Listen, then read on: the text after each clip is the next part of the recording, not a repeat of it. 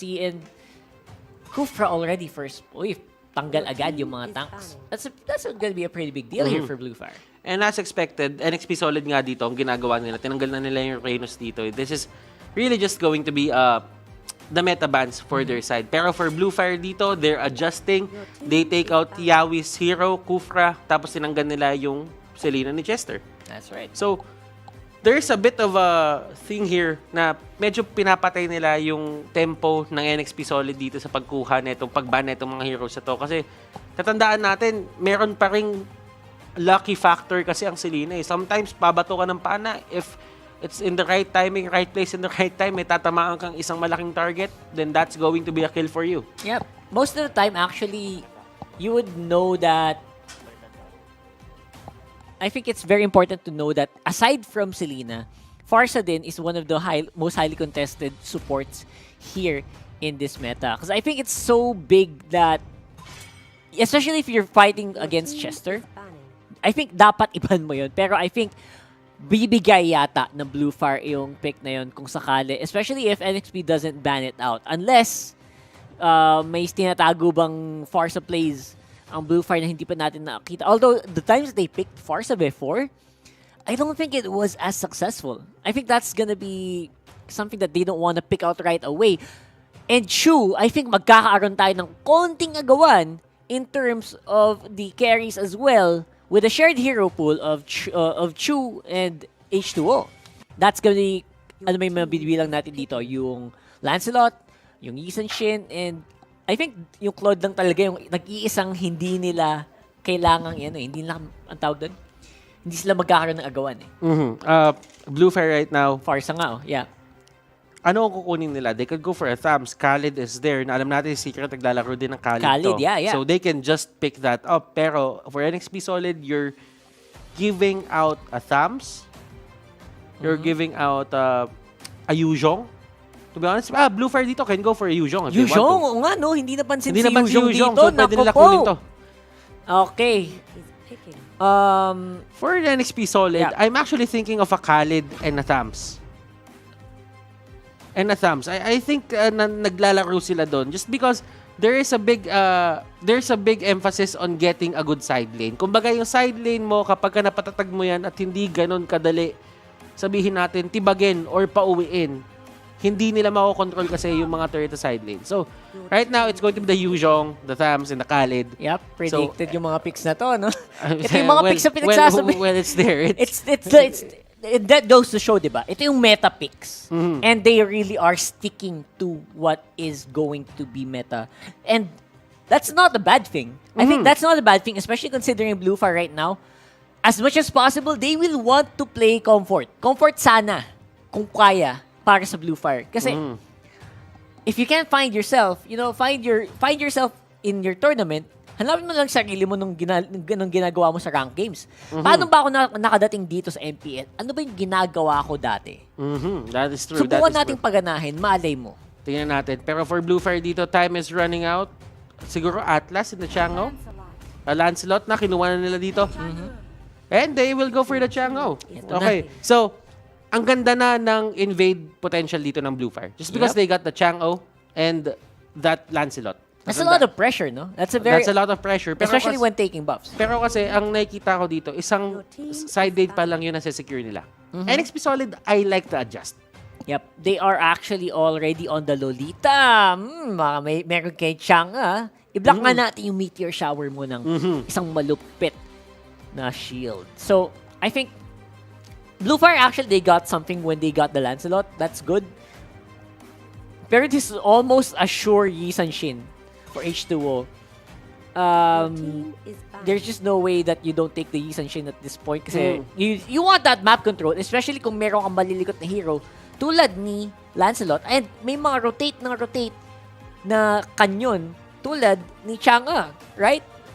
That's what you want and I think that maganda yung adjustment na ginawa ng NXP sa draft na to. Usually kasi, ako iniisip ko dito, NXP Solid, if they ever think of getting a Ling, mahirap mag-Ling dito. Kasi nakikita natin yung usual trend sa ginagawa ng Ling is pinupuntahan sila lagi for that invade. Pero for Blufire dito, I don't really know the reason why. Well, it's their call. I'm not questioning it. Pero kasi, you have all the tools to actually invade that lane. Yep. And for some reason, sinasabi nga na si Lancelot is actually a counter. Somewhat of a counter kay Ling. And it's not because Espadahan it's not because of the espadahan, the Thorned Rose, or pwede mag-dash. Yep. It's actually because of the reason na Thorned Rose equals retribution. Yun yung isa sa mga pinakamasakit sa ulong labanan for the side of Ling. Kasi hindi mo lagi sure kung papaano siya gagalaw or kung kailan yung tamang timing ng retribution mo kasi masyadong mataas yung damage burst dun sa buff at that point on. Oh, that's true. I guess that's going to be a big deal. Now, actually, what I'm looking for here is Ling is going to be banned out. Nakakatawa kasi pag mention natin, nababan. So, I don't know. Mention mo yung Ling na ban eh. So, it either gets picked or banned. So, good job up here. Oh. Pero alam mo, YSS. Super. Pero feeling ko wag na eh. Feeling ko wag na nga eh, no? Pero alam mo, NXP Solid, on the other hand. Does YSS make sense here? I think it does, right? It still makes sense. It probably could. Yeah. Kasi if in terms of poke potential, feeling ko dun talaga magkakaroon ng solid foundation dito, yung side ng Blufire. NXP Solid dito, they're taking their time. Alam nila may 23 seconds pa dito. And ayaw nila magmadali. Tingnan mo, chill lang sila. Nakangiti lang sila. Ano nga ba yung magiging Chester hero dito? I think a Kagura would be good. Kagura nga, no? I think that's something that's the funny thing about Chester is ang dami niya din pwedeng i-picks eh. I think he's almost at par with Oh My Venus and Imba DJ with the amount of supports that NXP Solid can pick. Pero malay mo, tank na ano na to. I think okay na sila dito. Wow, Hayabusa on H2O. Pwede ba ma-flex to kay Renegade? Pwede ba mag-tank na lang magtangkalid na lang si Yawi, si Chester maglolita. Pwede ba 'yon? It's a possibility, pero kasi masyadong matagal 'yun eh.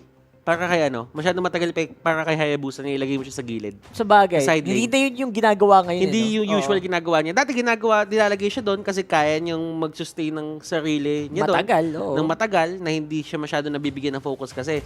Pero ngayon naman, ang nangyayari kasi yung rotations, lagi doon sa may lane na pinaka-vulnerable. And I think if you put Hayabusa doon sa lane na yun, merong time na talagang pupunta na lang dito yung mga kalaban, tapos paparusahan na lang yung Hayabusa na side lane. But still, speaking of parusa, mapaparusahan kaya itong Ruby pick na to?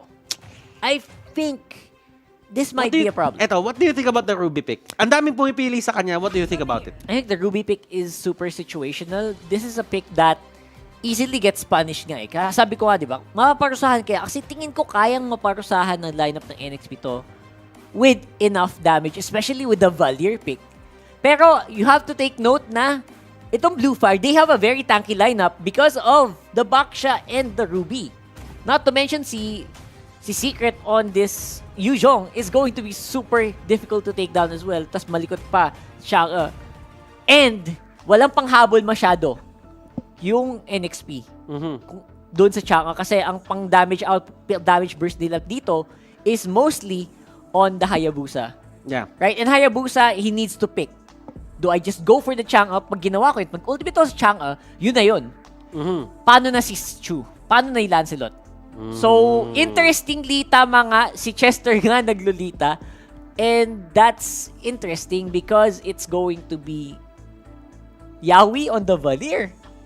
It's probably because hindi lang hero. Di ba naayos to? Hindi, I mean, it's probably the most ideal. Final na ba to? Ako kasi support pa rin naman para sa mata ko talaga support si Lolita. Support talaga pero si Lolita. Pero hindi tank si Valier. Oh, so, well, interestingly, tingnan natin. Let's see Multi-roll is real. Multi-roll is real. Ito na yung sinasabi Yawi natin. on It's going the to be Yawi on the Valier. I just feel na baka, may mga times kasi na yung isang hero, hindi mo lang talaga siya feel. Hindi nga talaga. And feeling ko, yun lang yung sinabi ni Yawi dito na. Ayaw maglilita. Siguro yung sinabi na lang, parang, di ko feel yan masyado. Sige, sabi ni Chester ako na. Parang adjust na lang. Pero support is support. Support is support. Support is support. Exactly.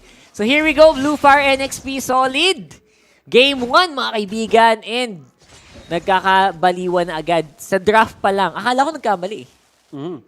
So, eto there is actually a bit of a contest dito para sa side ng NXP Solid. If you think about it, MB and the others, and ito na nga sinasabi natin dito, Chu has free reign over that.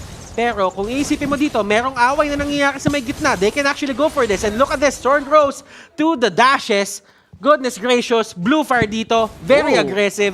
They punish yung ginawa ni Yawi. Interestingly enough, I think Yawi is he had the right idea to clear it up, to clear up the wave and try to push back Blufire, pero nagawa nila ng paraan. And I think medyo malaking pagkakaano yun, deficit yun. Pero nakabalik naman si Yawi and I think they wanna go for more. And look at this Chu actually getting a lot of damage there, pero tingnan natin kung paano nila kokontrolin to. And they got yung purple buff. Hindi nakuha dito ni H2O, pero they will get 2 kills in the process. Do you think it's worth it? Was it worth it na ibigay ang 2 kills para sa purple buff to deny H2O of that blue? I'm not sure. Actually, kasi H2O, especially since H2O got, I think, 1 kill over that, that's okay lang. I think babagal ng konti yung clear niya. Pero now, this might be a different story. I think NXP Solid actually was ahead because of that. Now, Limbs dito, flickering in dun sa may pader. Medyo niyakap niya yung Realme dun. Yep. Pakiramdam ko medyo nayakap niya yung Realme dun. Pero it's fine. Hindi naman siya tutumba dun. And the rotation coming out from Blufire. Eh medyo, sabihin na lang natin, they're actually controlling the pacing of the game. Yep. Ngayon, NXP Solid, what do they do? Ano yung plano nila dito? Kasi si Renny J, maganda yung lane niya dito sa babae. He's actually controlling this matchup against Secret. Pero ayun another punish na naman. Nako, napakalaking punish doon. Especially that, since that was Kripsu getting a kill. I think, as long as Blufire are controlling the waves, they don't care that they're losing the team fights. Gusto lang nila i-control yung wave. And bonus na lang siguro kung makapatay sila or hindi. And si Renny J dito, ang ganda ng pwesto niya. He's getting yung information na kailangan niya dito.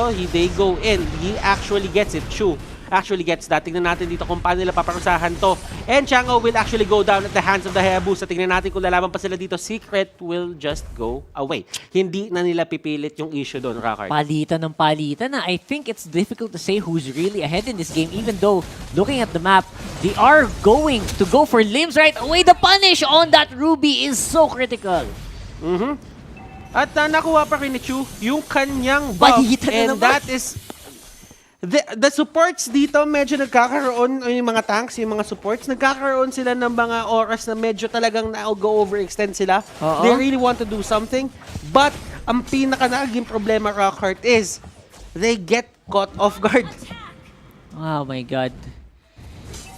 Okay, pero ang maganda dito for Blufire is they still get that turtle buff, which denied from H2O means na hindi basta-basta maka-burst down H2O ng mga target. Although, ang maganda naman kay H2O is he got the double buff this time. So, meron ng malakas na energy regen, he could go for the bottom lane.